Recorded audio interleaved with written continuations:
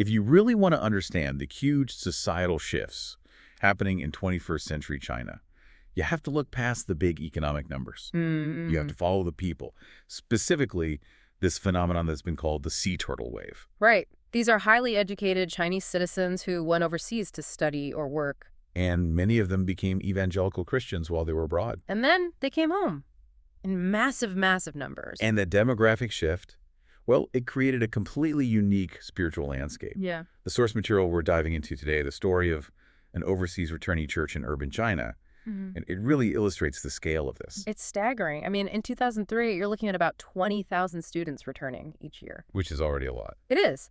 But less than a decade later, by 2012, that number just explodes to over 272,000 every single year. This huge influx, it was fueled by the 1978 reforms, China joining the WTO, and it provided the perfect context for a new kind of urban church to be born. And that's our focus today. A specific church, X-Church in S City. It started as a small fellowship just for these returnees. And our mission in this deep dive is to trace its journey on, well, 3 key fronts. Right. First, how did it go from this niche overseas returnee group to a mature urban Chinese church? And second, what is its spiritual connection to the broader Chinese house church tradition? The one that's often faced persecution. And finally, what's its significance in the grand sweep of Chinese Christian history? And that second point is so important because from the very beginning, X-Church made a conscious choice. They decided to be an unaffiliated evangelical house church. Which means they were deliberately positioning themselves outside the state-sanctioned system. Exactly. By doing that, they weren't just choosing a label. They were aligning themselves with this profound spiritual tradition defined by historical pressure and, frankly, a lot of costly endurance. Okay, let's get into the first phase then, the very beginning. The initiation and establishment years from about 2004 to 2010. The story really starts with the founding couple. They'd been in the U.S. in the 90s, converted to Christianity there, got U.S. citizenship, and then moved back to S City around the year 2000. And at first, they just joined an existing fellowship. Yeah.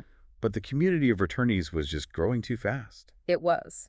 And the real catalyst, the spark, came in February 2004. Reverend Edwin Siu from Overseas Campus Ministries came to visit. He met with a dozen or so of these returnee believers. And what did he tell them? He encouraged them to start their own small groups, specifically to welcome this huge wave of Christians coming home who needed, immediate community and spiritual grounding. And that's what led to X-Church's precursor. The article gets into the early format from 2006 to 2008.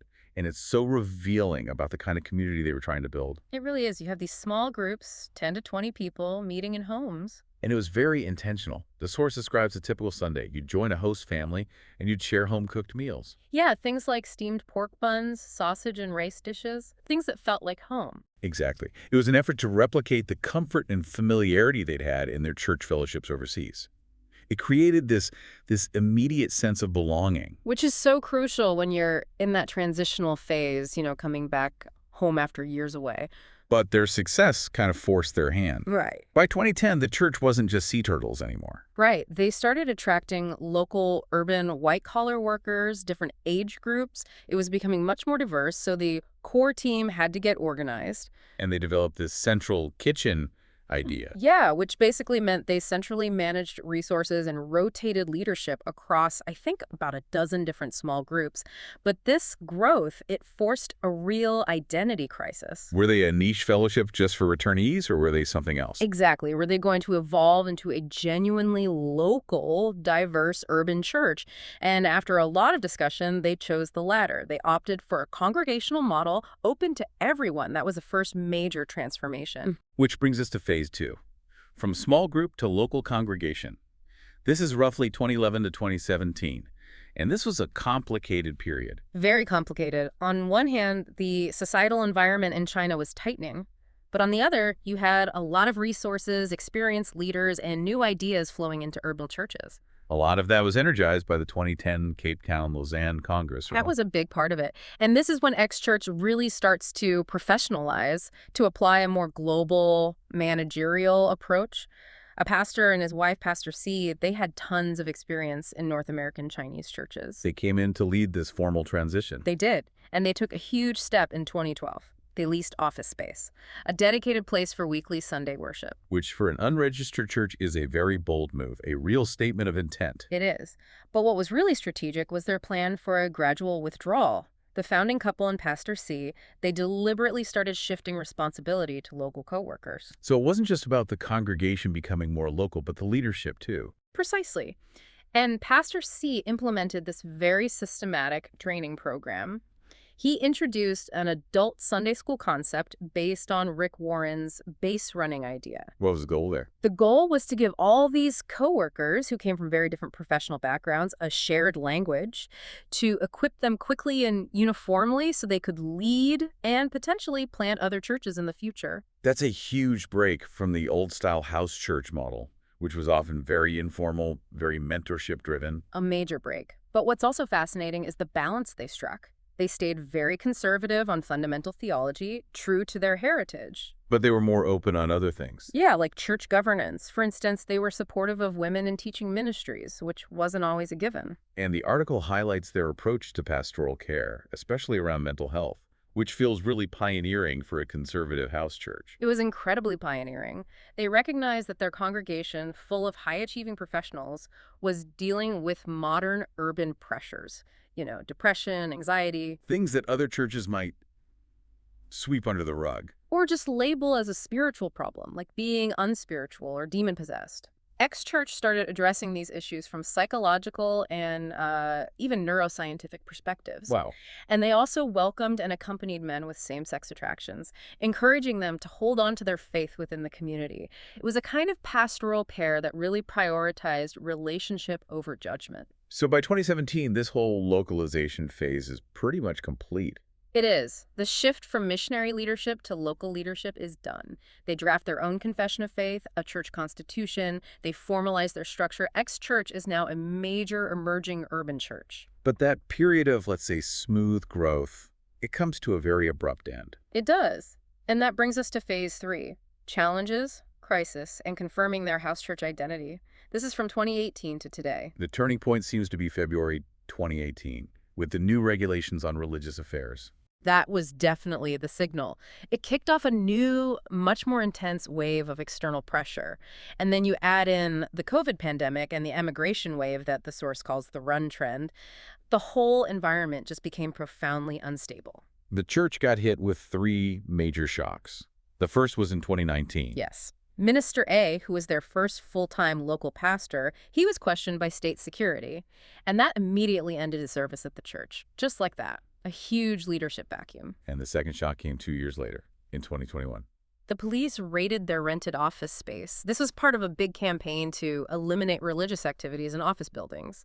And it targeted urban churches just like X. They were forced to give up their venue. It's hard to imagine the pressure. These are, professionals, and their whole world is being turned upside down. It is, but the source points out this incredible, almost unbelievable moment of grace in the middle of it. What was that? After they were forced out of the office space, which cost over 30,000 RMB a month, so about 4,500 US dollars, the church couldn't meet in person for all of 2022 because of the strict COVID lockdowns. Wow. They realized that by forcing them out, God had actually saved the church a huge amount of money. They saw it as a very specific act of mercy in the middle of all this turmoil. That's an amazing perspective, but the pressure didn't stop. Not at all. As recently as 2024, 7 of their co-workers were hauled in for questioning by police just for planning their 20th anniversary retreat. Just for planning a retreat. Yeah, and the psychological trauma of being interrogated like criminals, it just reinforced this painful realization that there's a fundamental, irreconcilable difference in core values between the church and the state. And what was the consequence of all this pressure? Well, it solidified their identity. It truly made them a house church. It forced these members, many of whom were these high-achieving professionals, to abandon any, unrealistic optimism they might have had about the government. They were forced to learn the lesson of the cross. The costly lesson of the cross. It echoed the exact same experiences of their spiritual predecessors after 1949. But these external shocks also created a huge internal crisis. A massive one. Suddenly, they had no venue, no full-time pastor, and no systematic pastoral care.